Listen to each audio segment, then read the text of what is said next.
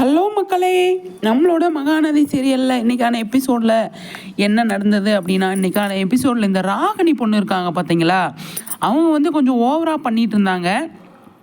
என்ன பண்ணிகிட்டு இருந்தாங்க அப்படின்னா, இதுக்காக தான் நான் வந்து வெயிட் பண்ணிகிட்டு இருந்தேன், இந்த நாளுக்காக தான் வெயிட் பண்ணிகிட்டு இருந்தேன் அப்படின்னு சொல்லி சொல்கிறாங்க. விஜய் எழுதி வச்சுட்டு போன லெட்டரை வந்து அவங்க கிழிச்சிடுறாங்க. அது வந்து விஜய்க்கும் தெரியாது, காவேரிக்கும் தெரியாது. அந்த லெட்டரை எங்கே கொண்டு போய் போட்டிருப்பாங்க அப்படிங்கிறது அது எடுத்துகிட்டு போயிட்டாங்க இல்லையா, அது அவங்க ரூம்லேயே வச்சுருக்கிறதுக்கு சான்ஸ் இருக்குது. குப்பையில் போடலை, அவங்க எடுத்துகிட்டு போனதோடு இருக்குது. அவங்க ரூமில் இருக்கிற போது கண்டிப்பாக விஜய் பார்ப்பார். கண்டிப்பாக தாத்தாவோ விஜயோ விஜய் எழுதின லெட்டரை பார்த்துட்டு அதுக்கப்புறமா ராகினியும் அஜய் இவங்களெல்லாம் வீட்டை விட்டு துரத்துறதுக்கு கண்டிப்பாக முடிவு எடுத்துருவார் விஜய். கண்டிப்பாக அந்த விஷயம் நடக்கும்.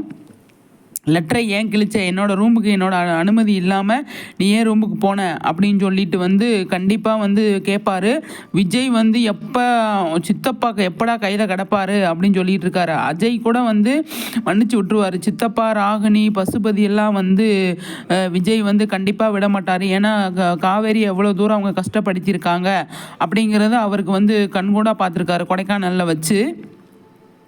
அப்போ வந்து காவேரி வீட்டை விட்டு போனதுக்கப்புறமா வந்து விஜய் ஃபீல் பண்ணிகிட்டு இருக்கும்போது இவங்க கேஷுவலாக இருக்கிறப்ப கண்டிப்பாக இவ தான் ஏதோ பண்ணியிருக்கா அப்படின்னு சொல்லிட்டு இவளை அடித்து கேட்கணும் அப்படின்னு சொல்லும்போது கண்டிப்பாக கேட்கும் போது எப்படியோ கண்டுபிடிச்சிடுறாங்க இவ வச்சிருக்கிறல இந்த கிழிச்சு போட்டு வச்சிருந்த லெட்டரை.